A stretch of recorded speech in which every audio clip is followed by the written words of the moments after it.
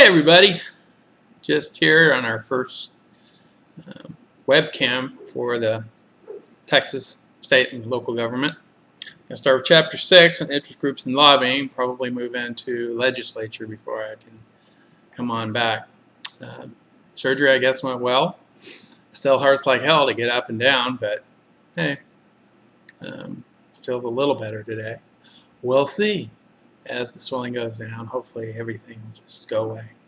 Welcome to my kitchen. You see the fridge in back, so I can get myself something to eat in the middle if I so decide.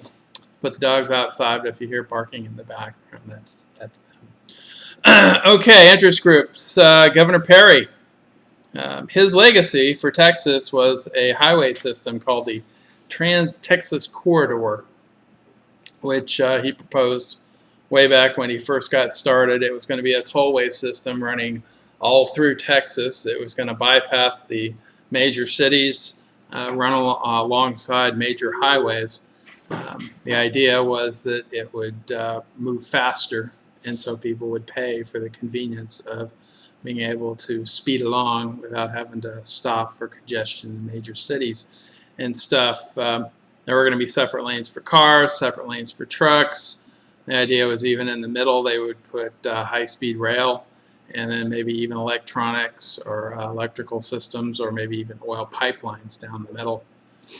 Personally, I thought it was kind of a terrorist dream come true. Just put one bomb in the middle there and you get phone lines, electrical lines, oil pipelines, and ruin the trains and probably close down the corridor itself all at the same time. So, oh well. He proposed it in 2002. It's going to be about 4,000 miles, cut the state in half, go north, south, east, west. It was going to be about 3 football fields wide, and that's a large amount of land. 3 football fields, north and south. One basically parallel to 35. Another one would go up through the Panhandle down to probably Laredo or Presidio, somewhere down in there, because we don't really have a major highway system coming out of the western side of Texas. 35 is the main corridor. Then, of course, we have something going east and west from roughly El Paso up to Texarkana. And that was his dream, and that's what he wanted as his legacy. Unfortunately, the legislature wasn't just thrilled about it, and of course the landowners were not really thrilled about it. Some people, it would cut right through the middle of their land, and of course if they had a farm, that means they had to go 300 yards under or over this tollway to get to their other side of their farm. They would be compensated for it, but usually it was only at current market value, and of course farmland isn't that valuable, so they weren't going to get much for it. And so a lot of people complained, and after all the complaining was talked about, it was just too much, and eventually the whole thing just sort of shut down. It finally got its official coup de grace cut off the head back in 2010. There were a lot of people who got money from lobbyists who were all for this, because of course the road construction companies wanted this really bad. And so a lot of money was funneled to politicians, not only to Perry, but Dewhurst, people in the transportation committees and subcommittees of the legislature, both the House and the Senate. And even after the whole thing fell apart, it's not like they had to give the money back or anything. So this was a lot of money funneled to these guys for, in the end, nothing. And that's how sometimes interest groups work. And sometimes they do work, sometimes they don't, as it were. But either case, whether they work or not, it's still a lot of money that goes there. And politicians get to use a lot of this campaign cash to, well, increase their lifestyle, as it were. Stay in the better hotels, go to the better restaurants and stuff like that when they're on official business. Yeah. Anyway, interest groups. An organization established to influence government programs and policies. An organization established to influence government programs and policies. These are not the people who make government programs and policies, technically, although many times they will write them, and then they'll find a legislator to sponsor them. But they're not supposed to be writing this stuff, but they still do. And so but technically it's supposed to be the lawmakers who actually make these, push them. But a lot of interest groups will either help write the law to begin with or write it, and then give it to somebody who will push it, and then others will try to influence what shows up on the House floor or the Senate floor or whatever. Of course, the most of the influence comes from business. For over 40 years, we had what were called the kingmakers of Texas. Some of the most powerful and rich people. George R. Brown of Brown and Root was probably the biggest. He was a big lawyer. Brown and Root is a huge law firm and still widely known today as one of the biggest. So if you have a problem, you can afford them, go to it. Others would be the Texas Commerce Bank, American General Insurance, AGI, probably heard of them, Vincent and Elkins, all these other groups. They'd all get together. Generally they take a whole floor of suites at the Fairmont downtown Dallas, and they would come and they'd sit around and they'd say, okay, who do we want in this next election? And they would pick their candidates for each office, and then they would give money to those candidates, but more importantly, they would tell their friends who they were going to vote for and support, and their friends would tell their friends, and their friends would tell their friends, et cetera, et cetera, et cetera. And that's why they were known as the kingmakers, because they and all their friends would then support the eventual winner of every one of these elections. That is one of the problems we have in Texas, in a way, is that there are a lot of people who don't vote, and the few that do are sort of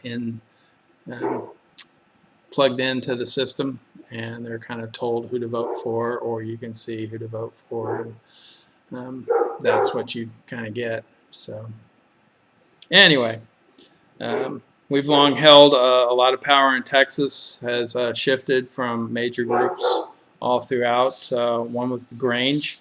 They helped influence the 1876 Constitution. They had a lot of influence in Texas for a long time, because Texas did start out mainly agricultural. Well, still a lot of agriculture today, although it's gone to the more agribusinesses instead of the family farm.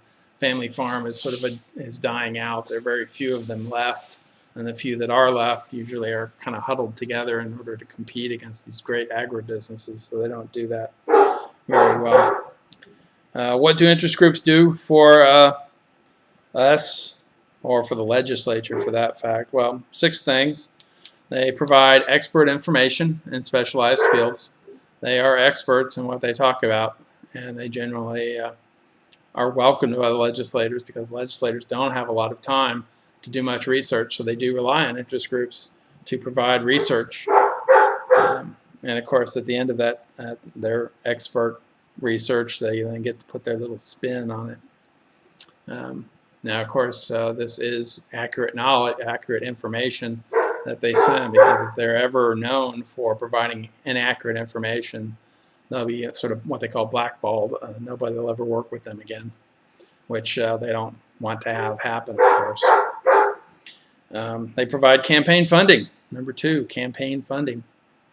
That's kind of a given. They give a lot of money. Some places a lot more than others.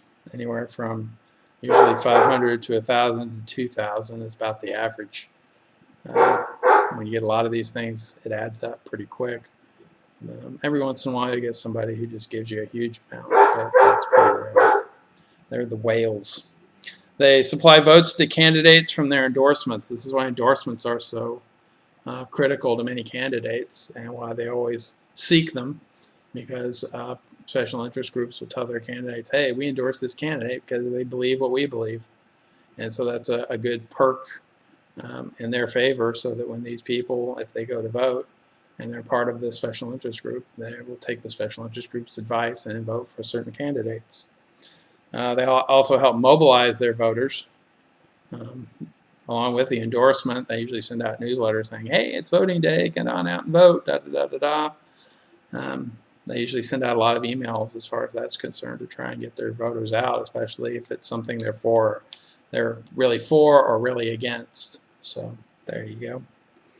They also help to publicize their issues with press conferences, emails, hearings, lawsuits, whatever. And then finally, they engage in research and education programs, which sometimes are effective, but mostly not. These are the commercials you see about, oh, drunk driving kills people in Texas, That's the lady who started MAD, Mothers Against Drunk Driving, started an education program, and had ads on TV and newspapers and magazines, and never really did anything until she was actually thrown out, and they got a real lobbyist in who went to Austin and started lobbying the legislators and hiring people to do that for them. And that's when we finally started seeing drunk driving rules or laws get more strengthened and more efficient and more effective as far as that goes. If you missed any of those, you can always rewind a little bit and run through them again. What are the advantages that interest groups have over private citizens? Well, time is a big one. They're almost always in Austin.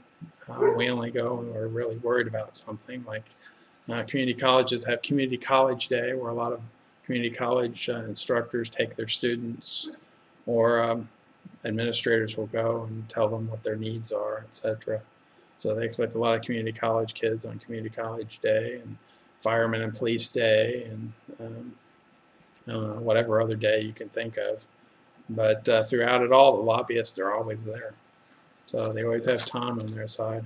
They've got money. Private citizens don't usually have that much money, and even if you do, not a lot of them will go ahead and give much to a candidate. Maybe 10, 20, $100. That's usually what most private citizens will throw in the kitty at some point. Although they'll take 3 or 5 these days. Because if they can just get $5 from 20,000 people, there's $100,000. And that's kind of what they found over the last 4 presidential elections, that even getting just a little bit from a lot of people adds up after a while.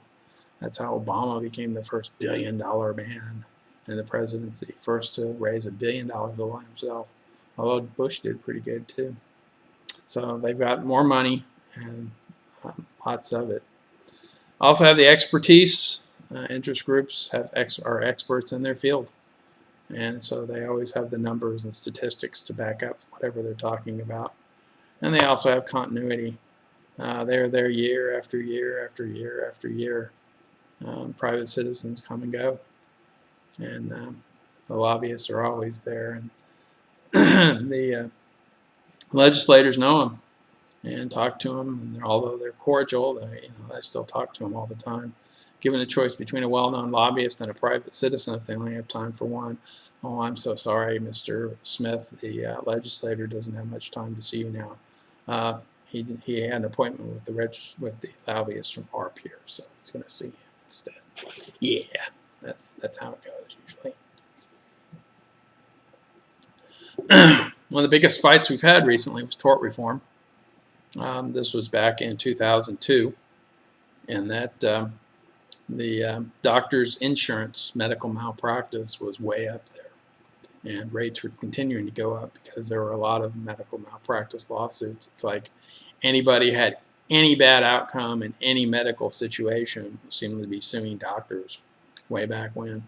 And even if it wasn't the doctor's fault, the insurance companies didn't want to make even a stab at defending it in trial, even though they could get away with nothing. Even the trial was going to cost them money. So in many cases, they would offer a settlement. And many people, of course, would take those settlements and move on. So they were spending a lot of money. Damn those pills. And so the medical malpractice was going way up there. The idea was that if we were able to cap the amount of lawsuits, then that would help bring down the cost of medical malpractice. And the theory was that if doctors didn't have to pay as much as insurance, they would take the savings and use it for healthcare savings. So they would lower their prices. Well, the Texas Medical Association was all on board, and they started an interest group called the Texans for Lawsuit Reform, and they wanted to cap non-economic damages for pain, suffering, and punitive. In other words, for negligent malpractice. In other words, if there was, if you were injured through no fault of anybody else, it's just one of those things, but it was on your property, they're going to sue you because they were on your property. But this would cap it at $250,000. period. No questions asked after $250,000. Of course, Texas trial lawyers were totally against this because they got all their money from whatever the amount of the settlement was. So if they capped it at $250,000 and they were taking 10%, that means every trial they would get at most $25,000. And they were taking, they get 10, 20, $30 million out of it, and 30 million, that get them 3 million. So of course, that was a big difference between 25,000 and 3 million. And so they were totally against it, but it did pass. One of the first cases that went with it was the Fort Worth Water Gardens. Family was from Illinois, was having some sort of reunion, and they went to the Fort Worth Water Gardens, which are kind of concrete steps with water in between the steps going down into a central pool. One of the kids fell in. They were roughhousing and pushing around. One of the kids fell in. Unfortunately, it was right after a heavy rain, so the water in the central pool was way up, but there was nothing to hang on to once the kid fell in. And it was too far down for anybody to help the kid or grab them or pull them out. And so he stayed up as long as he could, but he couldn't touch bottom and started to drown. One of the other kids, or two of the other kids, I can't remember, two kids fell in or one, and then the other two jumped in to save him, tried to at least, and then finally an adult jumped in. So there's 4 people all told were in there, and they all drowned before emergency teams could come and help. And so the city of Fort Worth, because it technically wasn't their fault, they didn't do anything. Nobody had ever drowned at the water gardens before. It was just a fluke. Wouldn't have happened except for the excessive rains the day before. So they cut them a check for $250,000 each, $1 million. Said, okay, we're done. Of course, the family was like, what, $1 million for four people's lives? I don't think so. They tried to sue, but no Texas lawyer would take it because $250,000 was the max, and there was no point. Tried to sue out of Illinois, but since it happened in Texas, they couldn't really do anything. And so they were stuck. And so if you die today through no fault of anybody else, but on somebody else's property or something, just know that your parents are going to get $250,000, and that's it, no matter who you are. Now, of course, if there is some fault to be blamed, if somebody does this on purpose, there may be other monies involved. I find it interesting that our current governor, Greg Abbott, who was all for this, if his situation were done at the time this lawsuit reform had been passed, he would actually be in worse shape than he is today, because he was out jogging, and through no fault of anybody else, somebody's tree fell over on him. Tree just decided to fall over at that point in time, and it hit him and paralyzed him pretty much. He can actually move his legs a little bit, but not very much at all. So he is essentially paralyzed.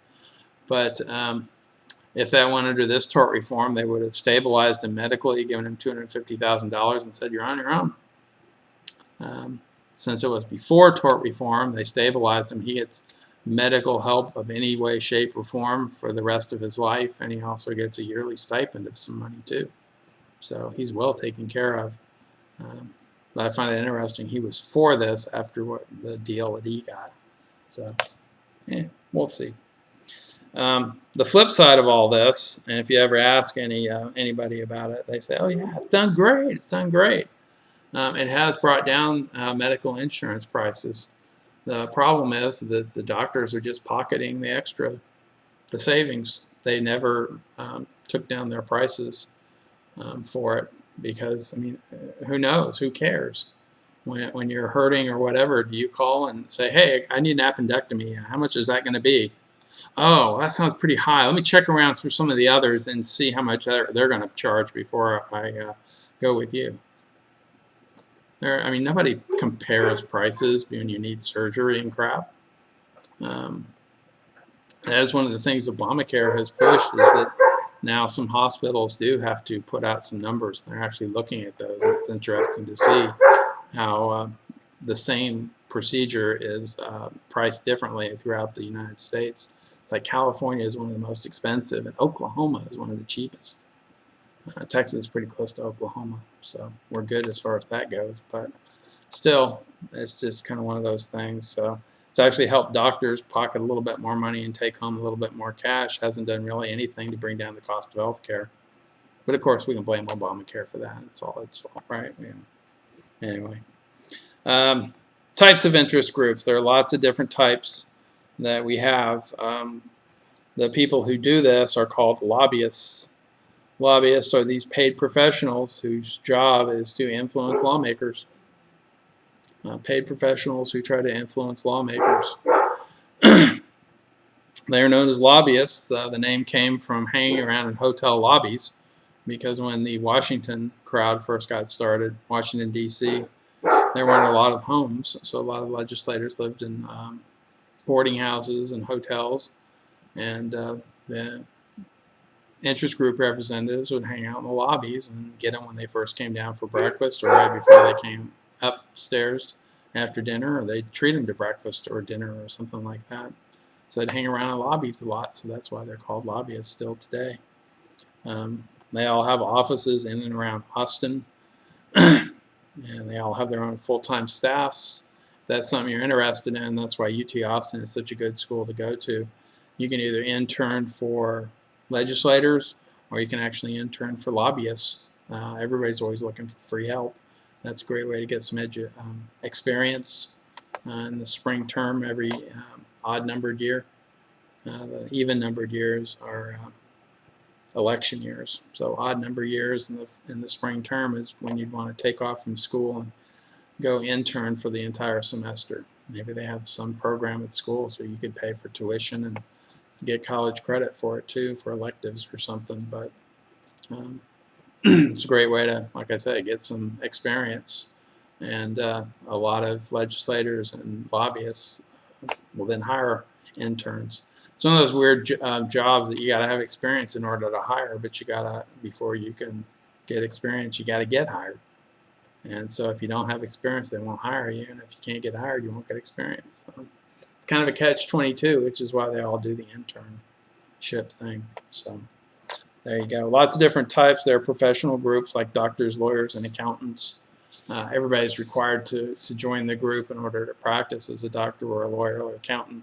So they always got people in the system, and it's moving on, and so they've got money and all that sort of good stuff. So they're pretty effective.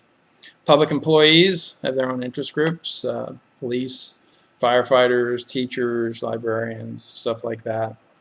Civil rights groups, NAACP, LULAC, MALDEF. You hear a lot about LULAC, especially as the Hispanic population starts to grow. And then environmental groups, consumer groups, advocate groups, etc., etc., etc. When it comes to gift giving and elected officials, only federal people running for federal office have limits on how much you can give. In Texas, there is no limit. You can give whatever you want, however much you want. Most people stick to the federal guidelines, thinking that that somehow is the same for Texas, but it's not. In Texas, all you have to do is give money, and you can give whatever you want. You can give, you can buy dinners, you can give gifts, you can pay for trips, anything, as long as they report them as lobbying gifts, they're good. So there is that.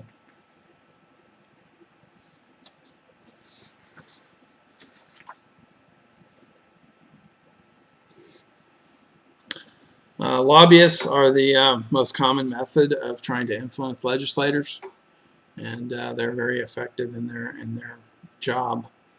And almost 3/4 of the legislators, or of lobbyists, are actually former legislators. There was an article in the Dallas Morning News last year that there were 20 retiring legislators, and of those 20, 16 of them were going to turn into lobbyists. This is why they put up with the cheap amount of money they're getting for being a legislator. But of course, they forget to tell you that they can get extra compensation from per diems, and also they can splurge with campaign cash coming their way and all that sort of stuff from lobbyists and others. But just 10 lobbyists in 2009 got anywhere from $2 to $4 million for representing their clients. $2 to $4 million split between 10 lobbyists. That's like $200,000 to $400,000 a piece.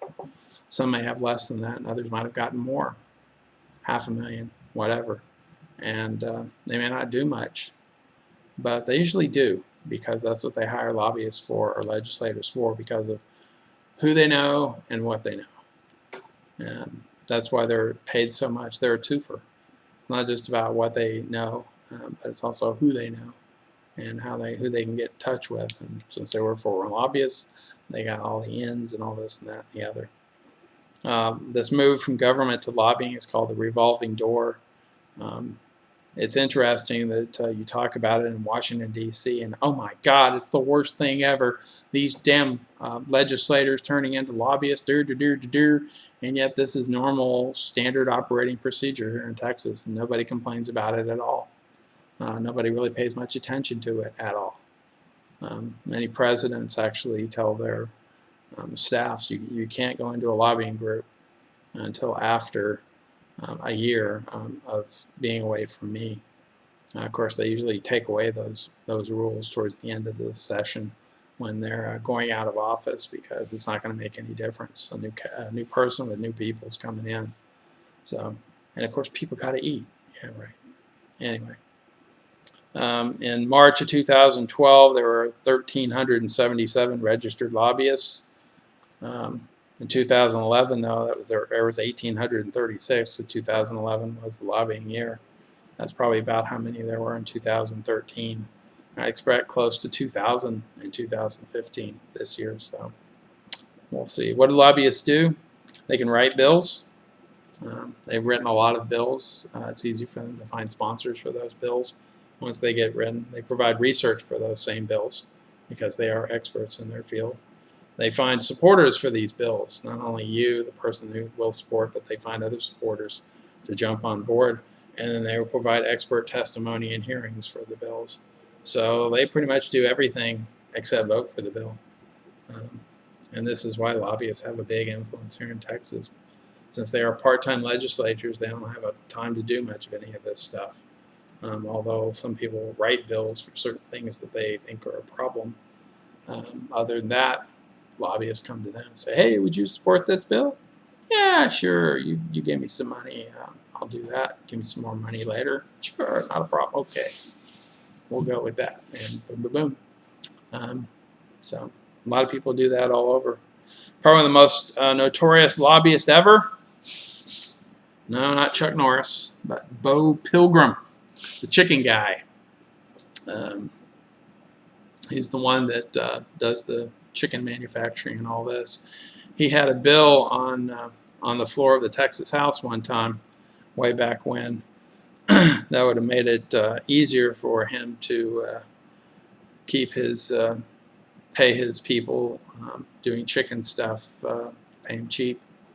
And if this bill would have passed, it would have cost him more money. So he was down there on the floor, and as people voted, if you voted the way he wanted you to, he had a whole checkbook filled out and signed, $10,000 each. He would just write your name in there and give you the check.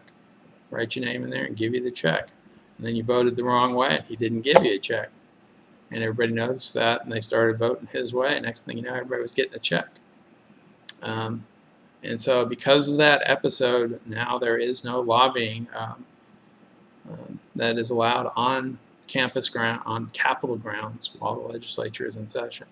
Now, of course, nothing says that they can't wait until the vote comes through, and then they can pick you up in a bus and take you to the most expensive restaurant in town and wine and dine you and surreptitiously hand you a campaign contribution for your vote right after the session's over, or after you've gone home for the night. Just because you can't do it on Capitol grounds doesn't mean you can't do it off campus Capitol grounds.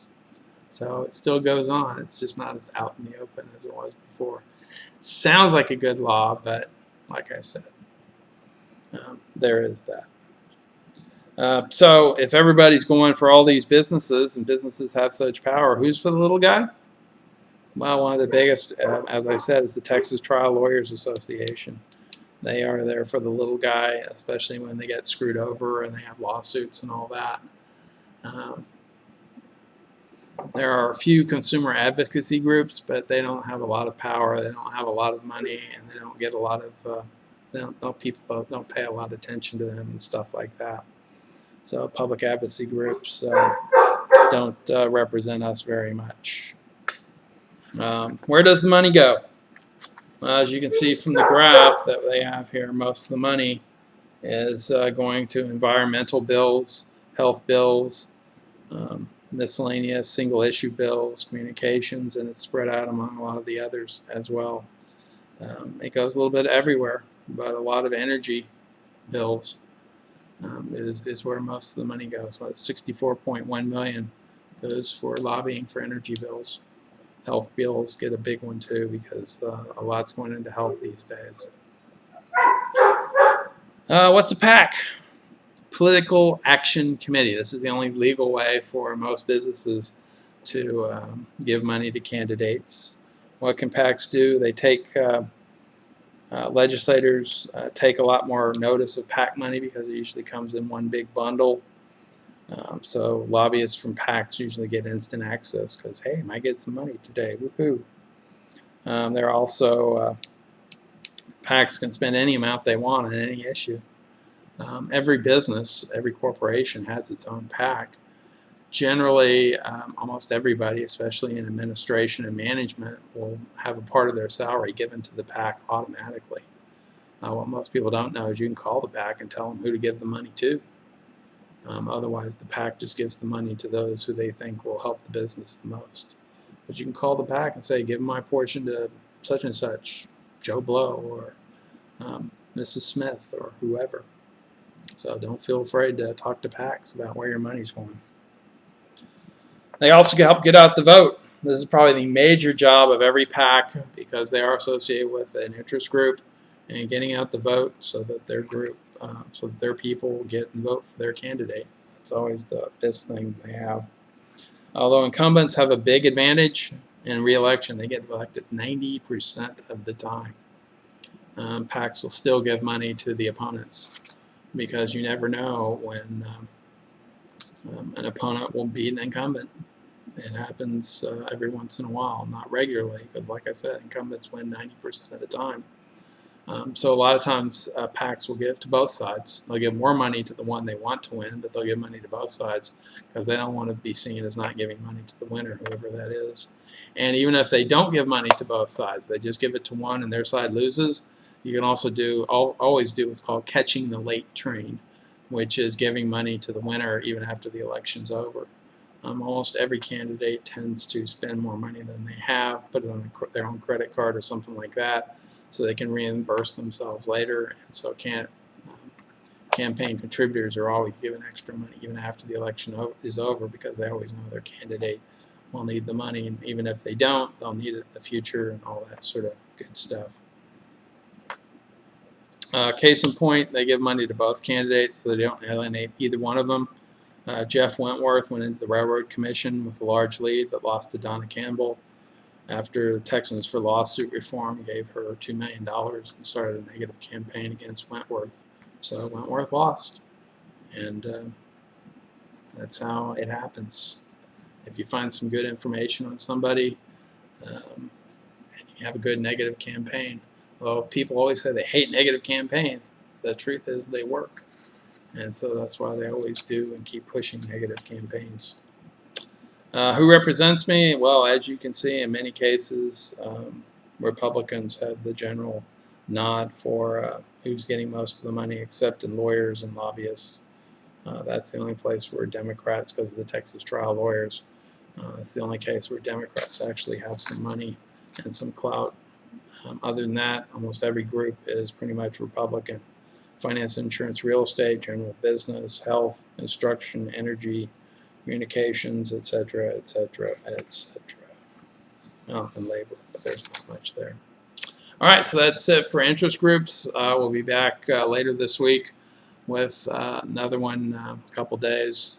Start the first half of the Texas legislature. 7's kind of a long chapter, so we'll do half of that one and then finish up with the other half as well. Hopefully I'll be able to get this up on YouTube pretty quick. I've tried it in Canvas and it's just not working. So we'll talk to you later. Bye-bye.